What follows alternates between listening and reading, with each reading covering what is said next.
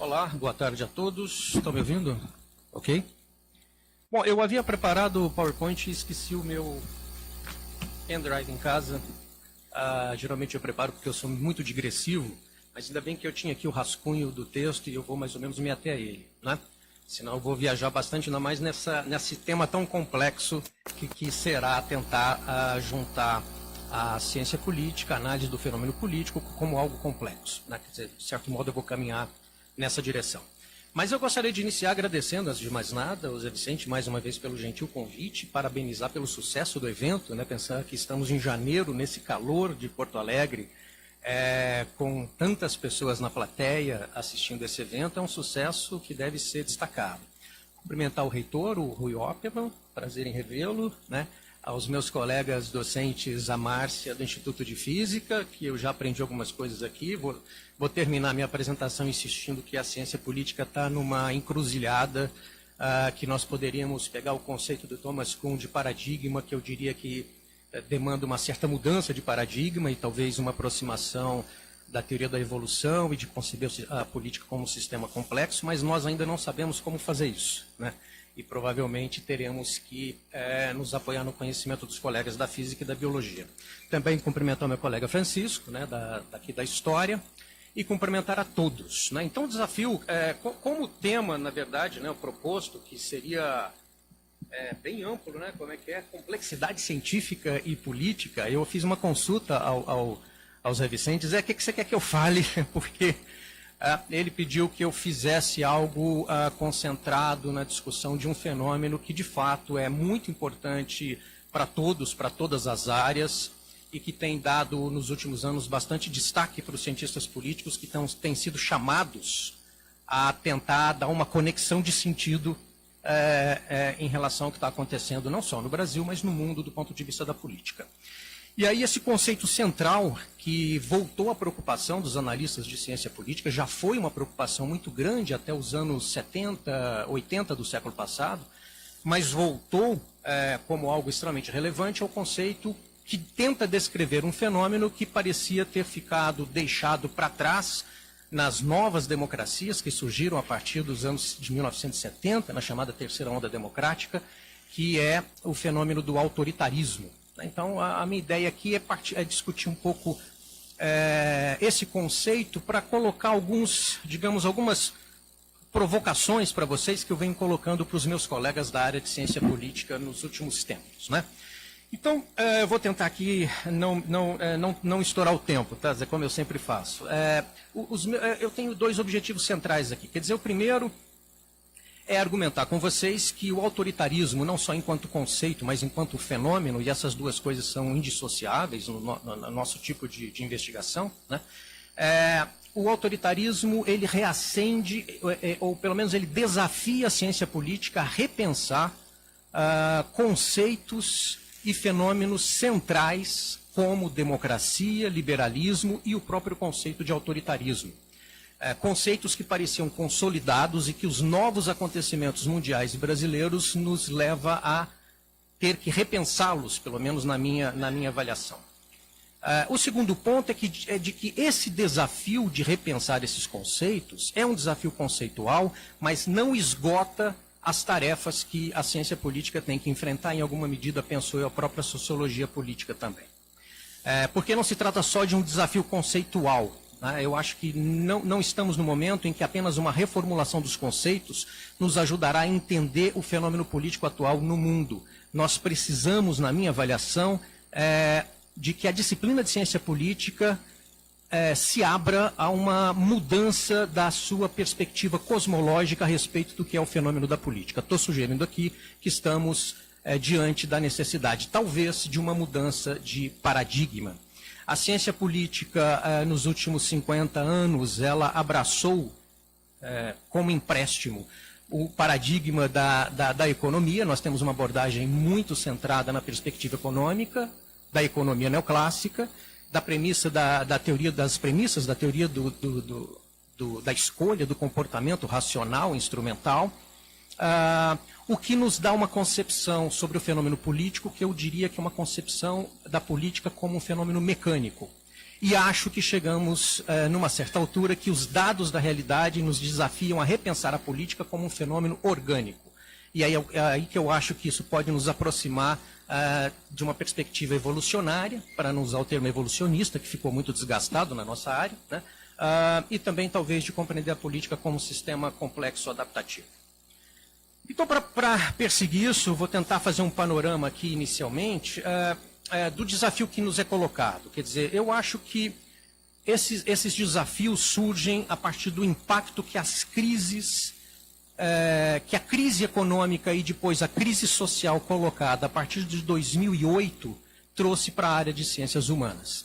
A crise econômica de 2008, ela impactou diretamente a economia, em primeiro lugar, que ainda é bastante assentada no que eu chamei de abordagem neoclássica, que é conhecido como abordagem neoclássica, e os seus fundamentos foram questionados porque as premissas metodológicas utilizadas por esse perfil de análise econômica, que levou à proposição de modelos matemáticos formais ou de modelos econométricos, estatísticos econométricos, para prever o comportamento dos mercados, foi incapaz de prever a crise de 2008, e isso levou a problemas que enfrentamos até hoje, e com efeitos sociais e políticos que são decorrentes disso. Então houve um impacto na economia no sentido de que surgiu com mais força dentro da economia um movimento de tentativa de mudança do paradigma, e a economia da área de ciências humanas é que inicialmente vem abraçando uma perspectiva evolucionária. Eles se aproximaram da biologia, se aproximaram da psicologia cognitiva e estão agora investindo em análise econômica como um sistema complexo adaptativo. Isso não é o mainstream da economia, mas eu penso que a economia está começando a navegar por essas águas. E na ciência política? A ciência política, que sempre ficou de olho na economia para ver o que os economistas estavam fazendo, e os economistas ficam de olho nos físicos para saber o que os físicos estão fazendo, como a gente sabe, né? A ciência política também foi impactada. Por que a ciência política foi impactada nos últimos anos? Justamente pela emergência de fenômenos que ainda demandam compreensão e que assustam a todos, né? A emergência ou a volta da ultradireita, inclusive em países que se considerava que a democracia era mais consolidada, países europeus. A emergência de um populismo de direita. Até uns anos atrás, os cientistas políticos acreditavam que populismo era uma coisa só de esquerda, e agora percebemos que há populismo de direita e que ele é um populismo bastante autoritário. E a emergência que nós podemos chamar de práticas autoritárias com violação de direitos, cerceamento à liberdade de imprensa, em países, inclusive, de democracias consolidadas.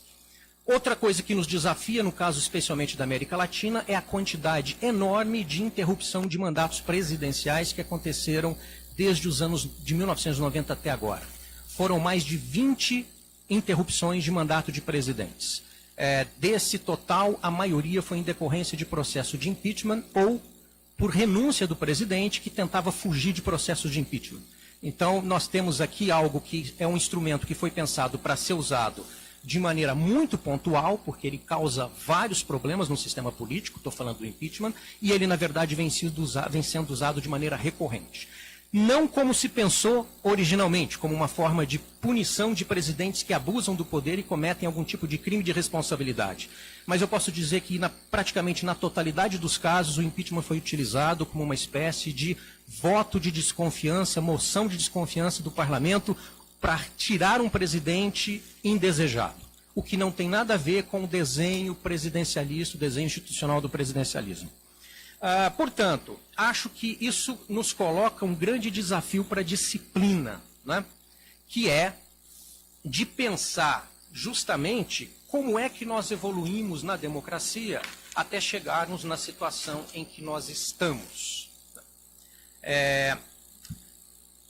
Em linhas gerais, eu posso dizer que a análise de política comparada, bastante tradicional na ciência política, que se desenvolveu a partir de mais ou menos dos anos de 1940, ela fazia análise comparada de regimes democráticos em vários países, ou da tentativa de implementação de regimes democráticos na América Latina, na África, e produziu resultados que levaram os analistas a acreditarem que os modelos de democracia norte-americano e inglês eram modelos que continham uma tecnologia institucional infalível para se evitar o autoritarismo.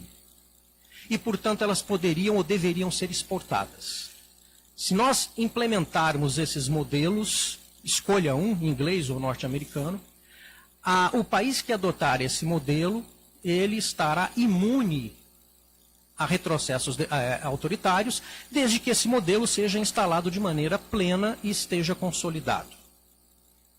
Infelizmente, para esses analistas, os dados posteriores mostraram que essas expectativas eram bastante irrealistas, porque os modelos institucionais adotados não produziam os mesmos resultados nesses países. Estou falando isso de 1950 a 1960, né? Acho eu que ali já tínhamos indícios de que talvez deveríamos ter voltado a olhar o fenômeno político com os olhos da teoria da evolução, que, de certo modo, estavam presentes na origem da disciplina, né? Mas não fizemos isso. Daí vieram, tentando salvar essa anomalia empírica, teóricos que desenvolveram uma linha de pesquisa muito importante na nossa área, chamada cultura política, e os estudos, aliás, cultura política é um termo que sempre é usado, né? Por que o Brasil é uma cultura política, né? Por que tal lugar, então, ele é cola tudo? Então, esses autores começaram a mostrar o seguinte: não adianta adotar os modelos institucionais norte-americano ou inglês em países cuja cultura política seja inadequada para o seu funcionamento. Então o problema não são esses modelos, são perfeitos. O problema é que há países que não têm culturas próprias para recebê-los e funcionar bem. Então a chave é a cultura, o que na verdade foi uma armadilha. Porque como é que você muda a cultura? De certo modo, tinha ali implicitamente a ideia de que estávamos condenados na América Latina, talvez na África, a nunca termos democracias funcionais enquanto não mudássemos nossa cultura. Mas como é que eu mudo a cultura? Por um decreto? Ou seja, caímos numa armadilha, que ao mesmo tempo dizia o seguinte, né? Os modelos são perfeitos, esses modelos são estáticos, porque nós chegamos à perfeição, eles devem ser aplicados em países que a cultura política seja já propícia, e lá vai funcionar. Por que funciona na Europa e nos Estados Unidos? Porque a cultura política lá é cívica. Eles têm uma cultura política cívica, então lá funciona. Pois bem, com a transição de vários países da América Latina, a partir de meados dos anos de 1970, e principalmente nos anos de 1980, início de 1990, a transição para a democracia, que é chamado na literatura de terceira onda democrática, despertou uma euforia novamente na área de ciência política, porque acreditava-se que esses países já tinham saído da situação de sociedade tradicional e estavam caminhando para serem sociedades modernas, embora ainda subdesenvolvidos. E que, portanto, tivesse ali já um resquício de cultura política favorável ao desenvolvimento da democracia. Paralelamente, com a queda do muro de Berlim, a euforia ficou maior ainda, porque significava que se abria um espaço para a democratização na própria Europa, que até então era socialista. E com o desenvolvimento dos anos, o otimismo ficou maior ainda, porque fenômenos como a internet e as redes sociais foram vistos inicialmente como instrumentos de democracia. Porque agora, as populações de países que vivem sob ditaduras terão acesso à informação e se rebelarão contra esses governos. E mais do que isso, as redes sociais e a internet permitem a interconexão de cidadãos em redes que não são centralizadas, que não têm uma coordenação central e que, portanto, pode estimular um novo tipo de ativismo, o cyberativismo, que pode ir para as ruas. E mais, esses instrumentos das novas tecnologias de informação podem até aprimorar a democracia onde ela já existe, tornando essa democracia uma democracia direta, participativa, porque nós podemos ter acesso às informações do governo, que antes não tínhamos, e nós podemos participar das decisões de maneira mais permanente. É só usar a internet. Mais uma vez, essas expectativas foram frustradas nos últimos anos, né? Porque os eventos recentes vêm nos mostrando que a internet, que é muito positiva, não necessariamente é um instrumento da democracia. Pelo contrário, ela pode ser um instrumento de controle social poderosíssimo, como revelaram aí os vazamentos do Wikileaks e do Snowden, né? Inclusive de democracias consideradas consolidadas, que estabelecem um sistema de vigilância massivo em relação aos seus cidadãos e aos cidadãos de outros países. E agora, mais recentemente, o fenômeno da fake news, que muitas pessoas apontam que foram responsáveis, em alguma medida, pela eleição do Donald Trump, pelo Brexit e também pela eleição no Brasil, que já é um caso internacional de estudo sobre os fake news. No plano internacional, a emergência de um grande global player, talvez a liderança mundial, seja a China. Não necessariamente um país que cabe dentro do ideal democrático liberal. E mais recentemente, a ascensão de populistas de direita em países como Polônia, Turquia, Estados Unidos e talvez Brasil. Portanto, há um sentido geral de que a democracia brasileira, a democracia mundial e a brasileira estão ameaçadas. E não estão mais ameaçadas apenas por golpes, por ataques externos. São ameaçadas por ataques internos, ou mais propriamente pela evolução que a democracia ganhou nos últimos anos, não é? Em que há uma apropriação das instituições do Estado contra o Estado de Direito. Eu chamo isso de um novo tipo de autoritarismo. Por quê? Espero que dê tempo aí nos 5 minutos de avançar. Porque na sua definição usual, o autoritarismo sempre foi tido como um regime político em que poucos governam, com poder concentrado, sem a prestação de contas à população e desconsiderando as leis.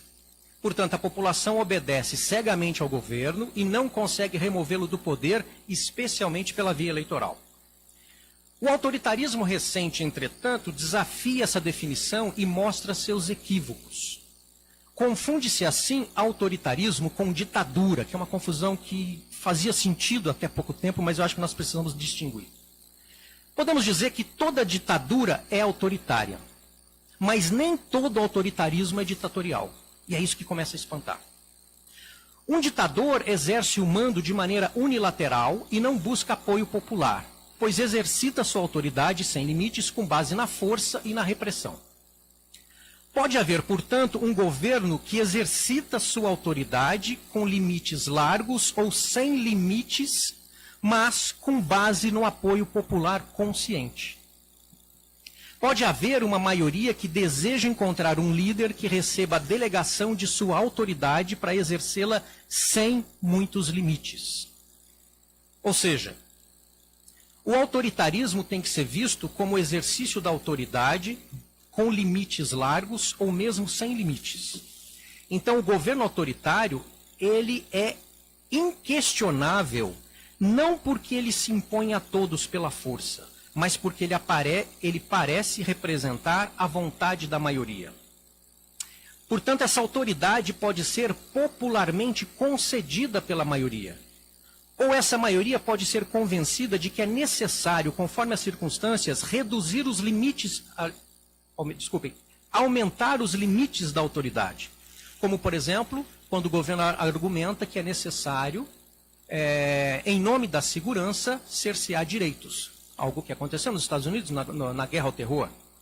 Ou quando se argumenta que esse governo deve agir sem muitos limites, porque ele representa a realização da vontade oprimida do povo, entendendo o povo como a vontade da maioria.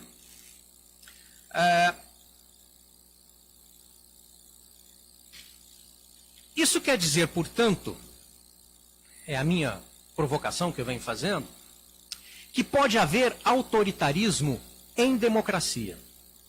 Mais do que isso, pode haver uma democracia autoritária.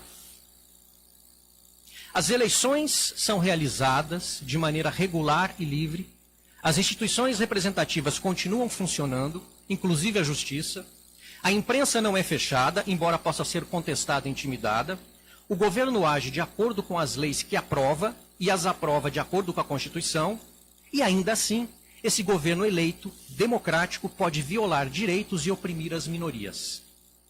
Portanto, podem existir governos autoritários tanto em ditaduras como em democracias. Seus fundamentos são distintos. Ditaduras se baseiam na força, como eu disse, dispensam o apoio popular e são autocráticos. Enquanto as democracias autoritárias se baseiam na legitimidade eleitoral, dependem de apoio popular e são ou pretendem ser a expressão da vontade da maioria. Enfim, autoritarismo não é contrastante com democracia. Na verdade, ele não apenas não é contrastante, como pode se apoiar na democracia para se estabelecer. E o autoritarismo se apoia na democracia justamente com o discurso de que esse estilo de liderança e esse tipo de governo correspondem à verdadeira democracia. Ele é o único capaz de fazer valer a vontade da maioria.